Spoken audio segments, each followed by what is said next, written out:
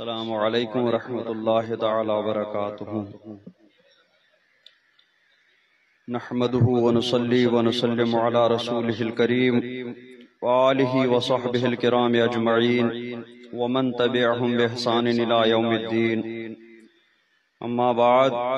فاعوذ باللہ من الشیطان الرجیم، بسم اللہ الرحمن الرحیم۔ وجاءت سيارة فأرسلوا واردهم فأدلى دلوه قال يا بشرى هذا غلام وأسروه بضاعة والله عليم بما يعملون۔ صدق الله مولانا العظيم وبلغنا رسوله النبي الأمين الكريم ونحن على ذلك لمن الشاهدين والشاكرين والحمد لله رب العالمين۔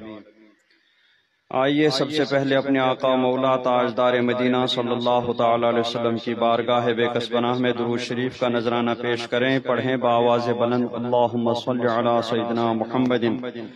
وعلی آل سیدنا محمد واصحاب سیدنا محمد وبارک وسلم علیہ۔ حضرات گرامی، گزشتہ مجلسوں میں یہ بیان ہوا کہ حضرت سیدنا یوسف علیہ السلام کے برادران حضرت یعقوب علیہ السلام کے پاس روتے بلکتے آئے اور انہیں یہ خبر دی کہ حضرت یوسف علیہ السلام کو بھیڑیا کھا گیا، اور ثبوت کے طور پر ان کے کرتے پر خون لگا کر کے ان کے سامنے پیش کی۔ تو اس وقت حضرت یعقوب علیہ السلام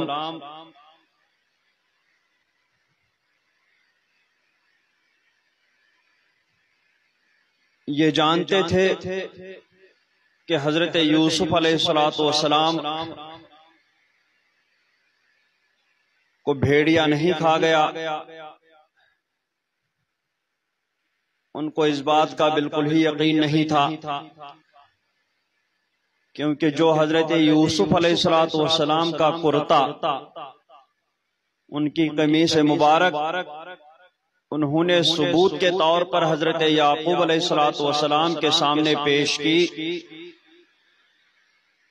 اس کرتا میں کہیں پر بھی پھٹن نہیں تھی، یعنی اس کرتے کو کہیں پر بھی پھاڑا نہیں گیا تھا، وہ کہیں پر بھی پھٹا ہوا نہیں تھا، بلکہ پورا کرتا صحیح سالم تھا۔ تو حضرت یعقوب علیہ السلام نے ایک روایت کے مطابق ان سے کہا بھی کہ کتنا ہوشیار بھیڑیا رہا ہوگا کہ جس نے حضرت یوسف علیہ السلام کا پورا بدن تو کھا لیا، لیکن ان کا کرتا جو وہ پہنے ہوئے تھے اس کو ایک جگہ سے بھی نہیں پھاڑا۔ تو اس یقین کے باوجود کہ حضرت یوسف علیہ السلام انتقال نہیں کیے، انہیں بھیڑیا نہیں کھا گیا، پھر بھی حضرت یعقوب علیہ السلام حضرت یوسف علیہ السلام کی تلاش میں نہیں گئے۔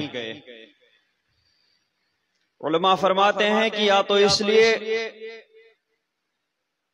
کہ انہیں اللہ تبارک و تعالی کی جانب سے منع کیا گیا تھا، یعنی ان کی آزمائش شروع ہو چکی تھی کہ حضرت یوسف علیہ السلام جو انہیں بہت محبوب تھے،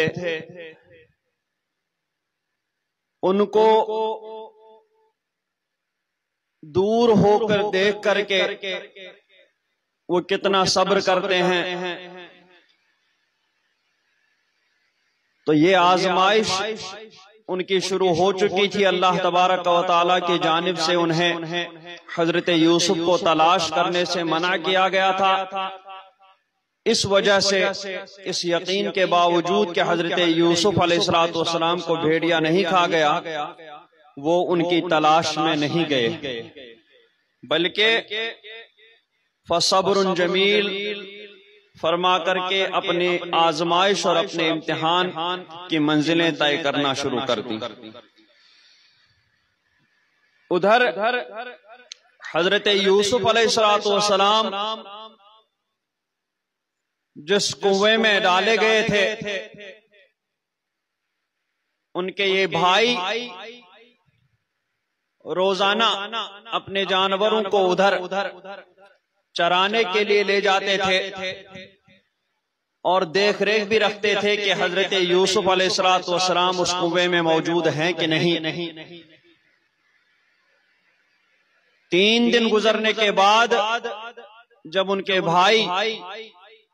اس کنویں میں جھانکنے لگے تو انہیں حضرت یوسف علیہ السلام نظر نہیں آئے،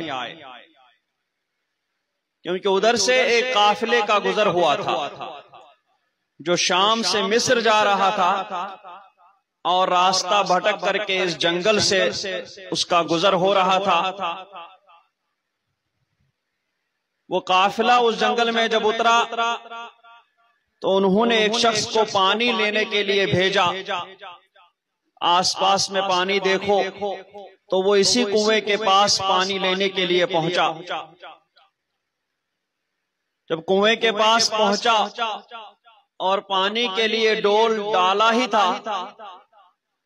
کہ اس میں حضرت یوسف علیہ السلام اس کے ساتھ چمڑ گئے، اور جب اس نے وہ ڈول نکالا تو اس میں حضرت یوسف علیہ السلام اس کے ساتھ باہر تشریف لائے۔ حضرت یوسف علیہ السلام کا حسن دیکھ کر کے، ان کا جمال دیکھ کر کے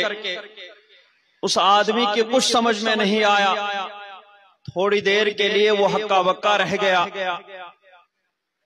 اور کچھ فیصلہ نہیں کر پایا۔ پھر اس کے منہ سے نکلا، یا بشرا ھذا غلام، کیا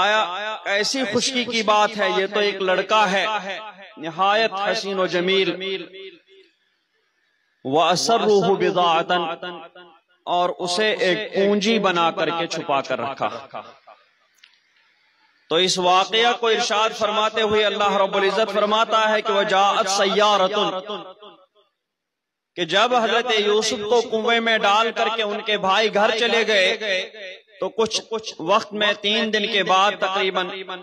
ایک قافلہ آیا۔ فَأَرْسَلُوا وَارِدَهُمْ، انہوں نے اپنا پانی لانے والا بھیجا جو ان کے لیے پانی لاتا۔ فَأَدْلَى دَلْوَهُ، وہ پانی لینے والا اس کنویں کے پاس پہنچا اور اس نے اپنا ڈول کنویں میں ڈالا۔ پھر جو نکالا تو اس میں حضرت یوسف علیہ السلام چمٹے ہوئے تھے، اس ڈول کے ساتھ باہر تشریف لائے۔ تو جو ہی اس پانی لینے والے کی نظر پڑی تو یہ بولا، قال یا بشرا ھذا غلام، بولا آہا کیسی خوشی کی بات ہے، یہ تو ایک لڑکا ہے۔ اور اس کے بعد وَأَسَرُّوهُ بِضَاعَةً، اسے ایک پونجی بنا کر کے چھپا لیا کہ اس کے بہت اچھے دام ملیں گے، اس کو بیچا جائے گا تو بہت زیادہ دولت حاصل ہو جائے گی۔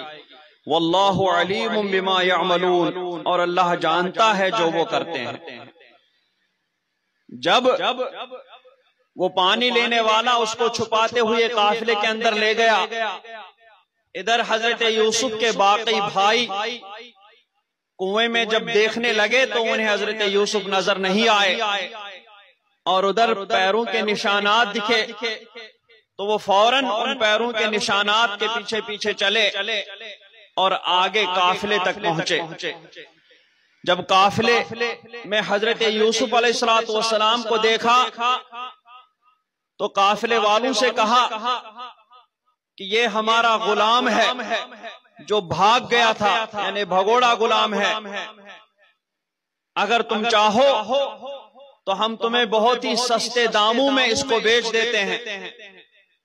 اس کو سستے داموں میں خرید کر کے تم لوگ اسے بہت دور لے جانا کہ دوبارہ ہماری نظر اس پر نہ پڑے۔ تو اس طریقے سے ادھر حضرت یوسف علیہ السلام اپنے بھائیوں کے ڈر سے کچھ بھی نہیں بولے، خاموشی سے چپ چاپ اس قافلے کے ہاتھ پر اپنے آپ بکنا منظور کیا۔ اللہ رب العزت فرماتا ہے وَشَرَوْهُ بِثَمَنٍ بَخْسٍ دَرَاهِمَ مَعْدُودَةٍ، اور بھائیوں نے اسے کھوٹے داموں گنتی کے روپوں پر بیچ ڈالا، یعنی چند درہموں کے عوض بیچ ڈالا۔ بعض علماء نے فرمایا کہ 20 درہم کے بدلے میں حضرت یوسف علیہ السلام کو ان لوگوں نے اس قافلے کے ہاتھ بیچا۔ وَقَانُوا فِيهِ مِنَ الزَّاهِدِينَ، اور انہیں اس میں کچھ رغبت نہ تھی، یعنی ان کا مقصد حضرت یوسف علیہ السلام کو بیچ کر کے مال و دولت حاصل کرنا نہیں تھا، ان کا مقصد حضرت یوسف کو بیچ کر کے دولت مند بننا نہیں تھا،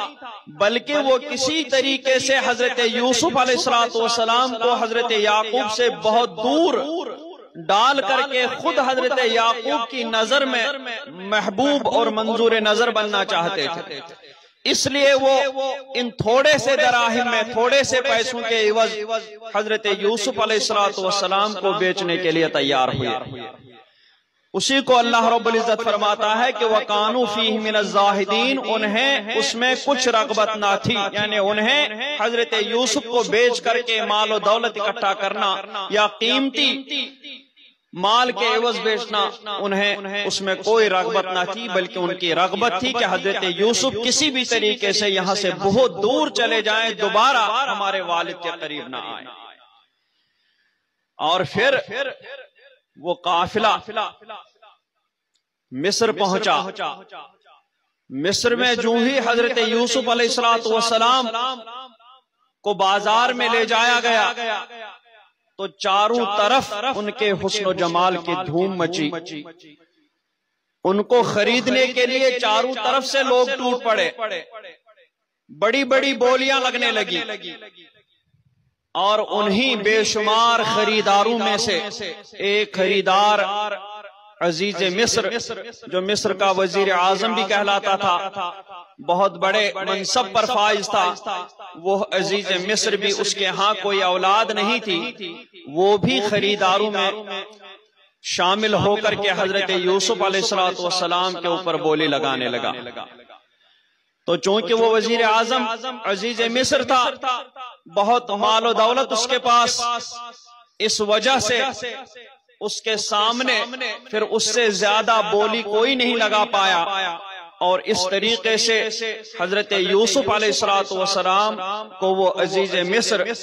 خرید لیا، اور خرید کر کے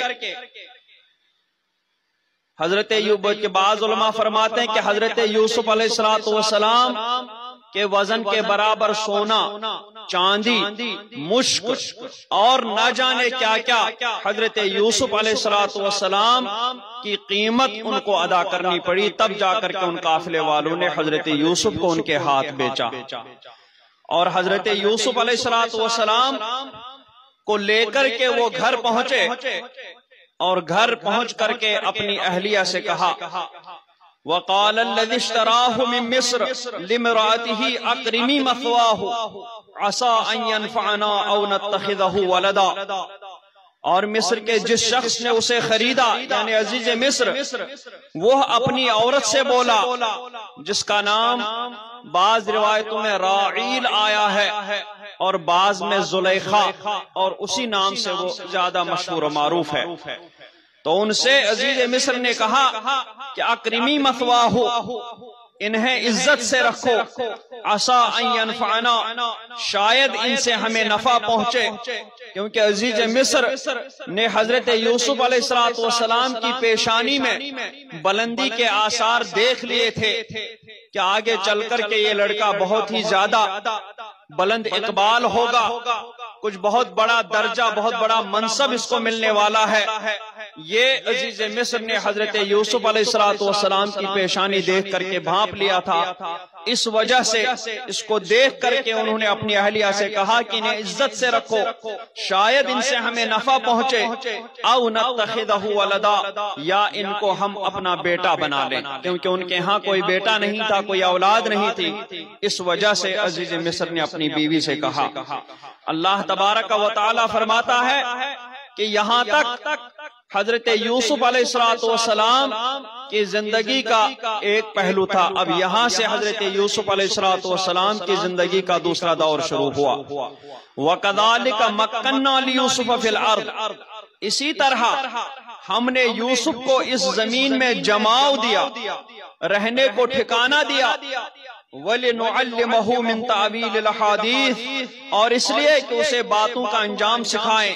باتوں کی تعویل سکھائیں۔ وَاللَّهُ غَالِبٌ عَلَىٰ أَمْرِهِ، اور اللہ اپنے کام پر غالب ہے، وَلَٰكِنَّ أَكْثَرَ النَّاسِ لَا يَعْلَمُونَ، لیکن اکثر آدمی نہیں جانتے ہیں۔ تو حضرت یوسف علیہ السلام کو عزیز مصر کے گھر میں بہت ہی عزت و احترام کے ساتھ رکھا گیا، بہت زیادہ ان کی طرف توجہ کی گئی، ان کے رہنے کھانے پینے میں تربیت میں کسی قسم کی کوتاہی نہیں ہونے دی گئی، یہاں تک کہ انہوں نے وہاں تربیت پائی، پرورش پائی، اور کچھ عمر گزر کر کے جب انہوں نے جوانی میں قدم رکھا، وَلَمَّا بَلَغَ أَشُدَّهُ آتَيْنَاهُ حُکْمًا وَعِلْمًا، اللہ تعالیٰ فرماتا ہے اور جب اپنی پوری قوت کو پہنچا کہ جہاں آدمی کے سارے بدن میں طاقت آ جاتی ہے، اس کی عقل پختہ ہو جاتی ہے، تو اس وقت ہم نے اسے حکم اور علم عطا فرمایا۔ وَكَذَلِكَ نَجْزِي الْمُحْسِنِينَ، اور ہم ایسا ہی صلہ دیتے ہیں نیکوں کو، جس طریقے سے حضرت یوسف علیہ السلام کو ہم نے صلہ دیا، اسی طریقے سے ہم نیکوں کو صلہ دیتے ہیں۔ اور اس کے بعد حضرت یوسف علیہ السلام عزیز مصر ہی کے گھر میں رہنے لگے، رہتے رہتے جب وہ جوان ہو گئے تو ان کی خوبصورتی اور بڑھتی گئی، ان کے حسن و جمال میں اضافہ ہی ہوتا گیا، یہاں تک کہ ان کی ایک اور بڑی آزمائش ان کے سامنے کھڑی تھی۔ ایک تو ادھر بچپنے ہی کی، یعنی 13-14 سال ہی کی عمر میں وہ آزمائش کہ ان کے بھائیوں نے ان کو اپنے باپ سے دور کر کے اتنی تکلیفوں کے ساتھ انہیں اس اندھے کنویں میں ڈالا، اپنے باپ سے اپنے گھر بار سے دور کر دیا، وہ ایک آزمائش تھی۔ اس وقت بھی حضرت یوسف علیہ السلام نے وہ سب کچھ صبر کے ساتھ، رضا کے ساتھ پاس کر لیا، کامیابی حاصل کر لی، لیکن اب ان کے سامنے ایک اور بڑی آزمائش اللہ رب العزت کی جانب سے ایک اور بڑا امتحان ہونے والا تھا۔ وہ کیا تھا؟ وہ وہی کہ عزیز مصر کی اہلیہ، جس عزیز مصر کے گھر میں وہ رہتے تھے، جس عزیز مصر کے گھر میں وہ کھانا پینا کرتے تھے، پرورش پا رہے تھے، جو عزیز مصر ان کے رہنے سہنے میں کسی قسم کی کوتاہی، کسی قسم کی کمی نہیں ہونے دیتا تھا، اب انہی عزیز مصر کی اہلیہ زلیخا وہ حضرت یوسف علیہ السلام پر فدا ہو گئی، ان پر فریفتہ ہو گئی، اور انہوں نے حضرت یوسف علیہ السلام کو بھی اپنے قریب کرنا چاہا۔ اللہ تبارک و تعالیٰ فرماتا ہے کہ وَرَاوَدَتْهُ الَّتِي هُوَ فِي بَيْتِهَا عَن نَفْسِهِ، کہ اور وہ جس عورت کے گھر میں تھا اس عورت نے اسے لبھایا کہ اپنا آپا نہ روکے، یعنی حضرت زلیخا نے آہستہ آہستہ پہلے تو نرمی کے ساتھ ایسی حرکتیں شروع کر دی کہ حضرت یوسف سمجھ جائیں اور وہ بھی میرے قریب آنے لگیں، یعنی ڈائریکٹ ایسا کچھ بھی نہیں کہا، براہ راست پہلے کچھ بھی نہیں کہا، بلکہ پہلے اس طریقے کی حرکتیں کی، اشارے کیے کہ شاید حضرت یوسف بھی سمجھ کر کے فوراً میری طرف آ جائیں گے، لیکن حضرت یوسف علیہ السلام نے جب ان کے اشاروں کا، ان کی حرکتوں کا کوئی جواب نہیں دیا، ان پر حضرت زلیخا، ان کی زلیخا کی حرکتوں کا کوئی اثر نہیں پڑا، تو آخرکار زلیخا نے ایک دن موقع پا کر کے حضرت یوسف کو اپنے خلوت خانے میں لے گئی جہاں کوئی بھی دوسرا شخص موجود نہیں تھا. 7 دروازوں سے گزرنے کے بعد وہ خلوت خانہ آ جاتا تھا. اسی میں زلیخا حضرت یوسف علیہ السلام کو لے گئی اور اس خلوتگاہ میں پہنچ کر کے زلیخا نے یک کے بعد دیگر 7 دروازے بند کر دیے. کوئی دروازہ کھلا نہیں چھوڑا. اللہ تعالیٰ فرماتا ہے وَغَلَّقَتِ الْأَبْوَابَ، اور دروازے سب بند کر دیے، کوئی ایک بھی دروازہ کھلا نہیں چھوڑا. اور دروازے بند کرنے کے بعد وَقَالَتْ حَيْتَ لَكَ، حضرت یوسف سے بولی آؤ، تم ہی سے کہہ رہی ہوں، میرے نزدیک آ جاؤ. لیکن حضرت یوسف علیہ السلام چونکہ انبیاء کرام میں سے تھے، اللہ کے نبی تھے اور معصوم تھے، اللہ تبارک و تعالی کی عصمت انہیں حاصل تھی، اس لیے حضرت یوسف علیہ السلام فوراً بولے قال معاذ اللہ، کہا اللہ کی پناہ، انہو ربی احسن مثوایا، یہ تو میرا رب یعنی میرا پرورش کرنے والا ہے، یعنی عزیز مصر میری پرورش کر رہا ہے. احسن مثوایا، اس نے مجھے اچھی طرح رکھا، عزت کے ساتھ رکھا، کھانا پینا دیا، رہنا سہنا دیا، کسی قسم کی کمی نہیں کی. تو ایسے میں ان کے اہلیہ کے ساتھ خیانت کس طریقے سے کروں؟ جس شخص نے میرا اتنا خیال رکھا، جس شخص نے میری عزت کا خیال رکھا، میں اس کی عزت پر کیسے ہاتھ ڈال سکتا ہوں؟ میں اس کی عزت کی کیسی بے عزتی کر سکتا ہوں جس شخص نے میری عزت کا اتنا خیال رکھا ہو؟ ورنہ اس سے پہلے قافلے والوں نے غلام بنا کر کے بھائیوں نے بہت ستایا، قافلے والوں نے بہت ستایا، لیکن اس شخص نے مجھے خرید کر کے غلاموں کی طرح نہیں رکھا،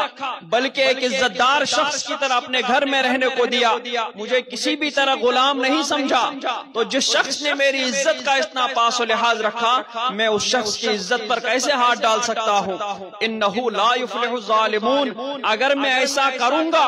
تو میں ظالم بن جاؤں گا، اور انہو لا یفلح الظالمون، ظالموں کا بھلا نہیں ہوتا ہے، ظالم کبھی کامیاب نہیں ہوتے ہیں، ظالموں کو کامیابی حاصل نہیں ہوتی ہے.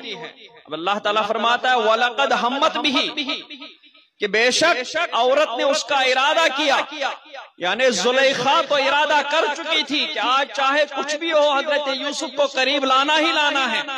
آج کچھ بھی ہو حضرت یوسف کے ساتھ کچھ کرنا ہی کرنا ہے. لیکن ادھر حضرت یوسف علیہ السلام کا حال کیا تھا؟ اللہ تعالیٰ فرماتا ہے کہ وَهَمَّ بِهَا لَوْلَا أَن رَّأَىٰ بُرْهَانَ رَبِّهِ، کہ وہ بھی عورت کا ارادہ کرتا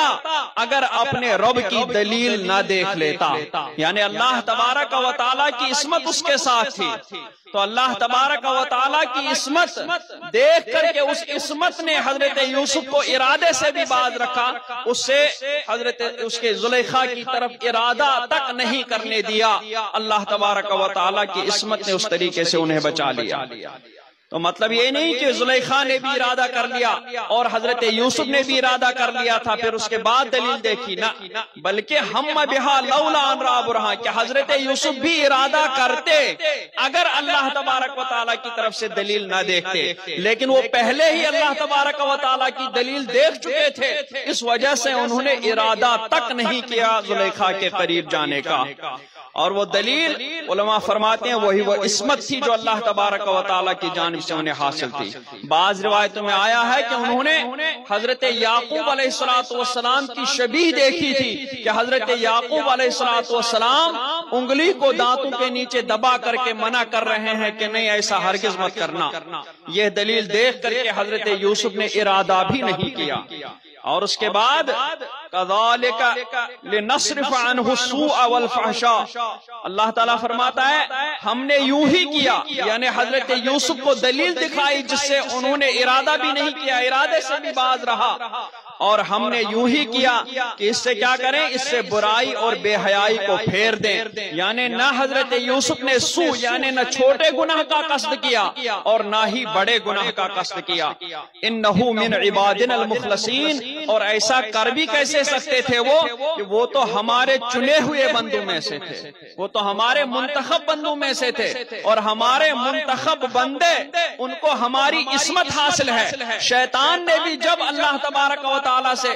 عرض کیا تھا کہ میں تیرے بندوں کو بہکا دوں گا، تو اللہ تبارک و تعالیٰ نے فرمایا تھا کہ تم میرے خاص بندوں کو بہکا نہیں سکتے ہو، انہیں میری عصمت حاصل ہوگی۔ تو حضرت یوسف بھی انہی خاص بندوں میں سے تھے، انہیں بھی اللہ تبارک و تعالیٰ کی جانب سے عصمت حاصل تھی۔ تو جب اللہ تعالیٰ فرماتا ہے کہ انہو من عبادنا المخلصین، کہ وہ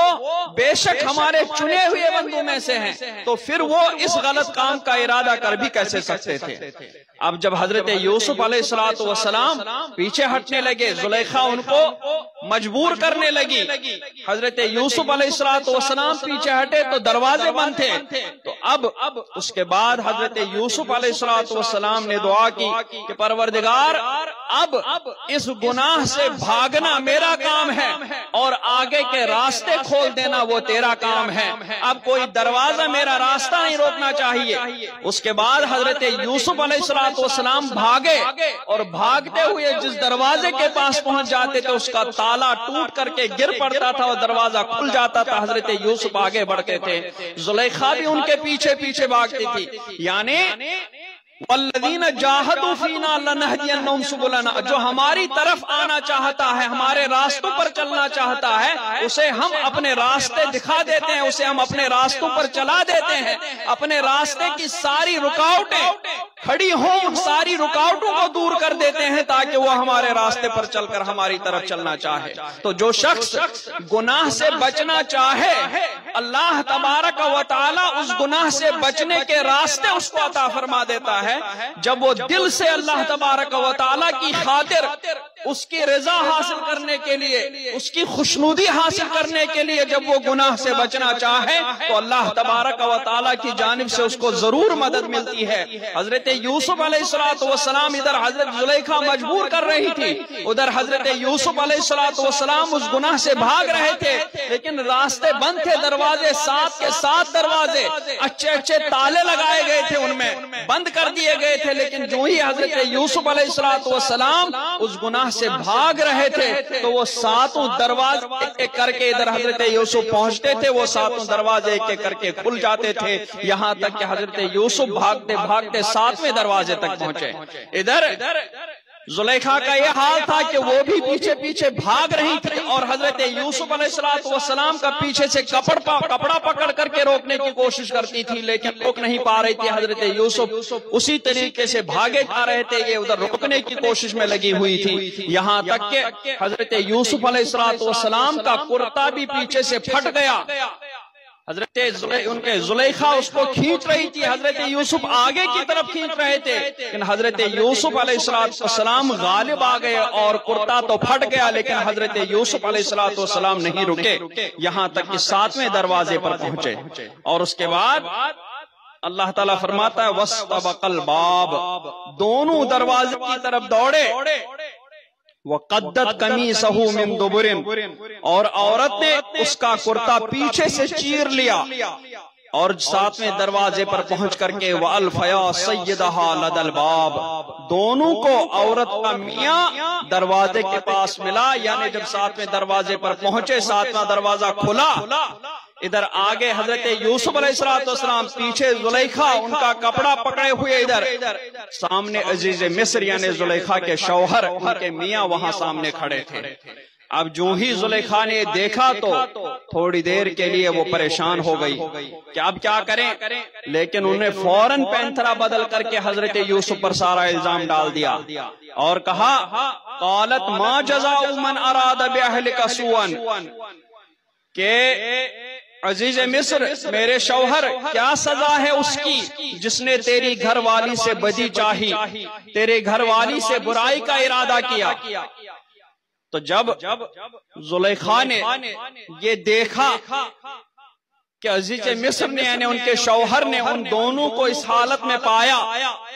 تو وہ سمجھی کہ عزیز مصر اب بہت غصے میں آ جائے گا۔ عزیز مصر یوسف علیہ السلام کے ساتھ کچھ کر نہ بیٹھے، ان کو قتل کرنے کا ارادہ نہ کر بیٹھے، ان کو کوئی الٹی سیدھی سزا دینے کا ارادہ نہ کرے، ان کے یہ چیز دیکھ کر کے، چیز بھانپ کر کے فوراً ہی زلیخا نے، یعنی ایک تو حضرت یوسف پر الزام بھی ڈال دیا، اور دوسری طرف سے جب خطرہ پیدا ہوا اس کے دل میں یہ بات آئی کہ کہیں عزیز مصر اس کو سخت سے سخت سزا نہ دے، فوراً ہی سزا بھی بتا دی کہ ایسے شخص کی سزا کیا ہے جو آپ گھر والی کے ساتھ برائی ادا کرے، الا ان یسجن وعذاب علیم، مگر یہ کہ قید کیا جائے یا دکھ کی مار ماری جائے، یعنی قید میں ڈال دیا جائے گا تو پھر زندہ بھی رہے گا اور آرام سے بھی رہ سکتا ہے وہاں پر، اور اس طریقے سے اگر تھوڑی سی مار ماری جائے تو بھی کوئی بات نہیں ہے، سب قتل کرنے اور دوسری سخت سزا دینے کے مقابلے میں بہت آرام ہے۔ تو اس طریقے سے زلیخا نے خود ہی سزا کی جہت بھی متعین کر دی۔ قال، حضرت یوسف علیہ السلام نے جب دیکھا اتنا بڑا الزام میرے سر لگا رہی ہیں، تو انہوں نے سوچا کہ کہیں عزیز مصر بھی اس کی باتوں میں آ کر کے واقعی یہ نہ سمجھ لیں کہ میں نے ان کی گھر والی کے ساتھ ایسا ارادہ کیا ہے، تو اس لیے حضرت یوسف علیہ السلام نے فوراً فرمایا، قال ہی راودتنی عن نفسی، کہ اس نے مجھ کو لبھایا کہ میں اپنی حفاظت نہ کروں، وشہد شاہد من اہلہا، اور عورت کے گھر والوں میں سے گواہ نے گواہی دی، ان کان قمیصہ قد من قبل، کہ اگر ان کا کرتا آگے سے چرا ہے، فصدقت، تو عورت سچی ہے، وہو من الکاذبین، اور انہوں نے غلط کہا ہے۔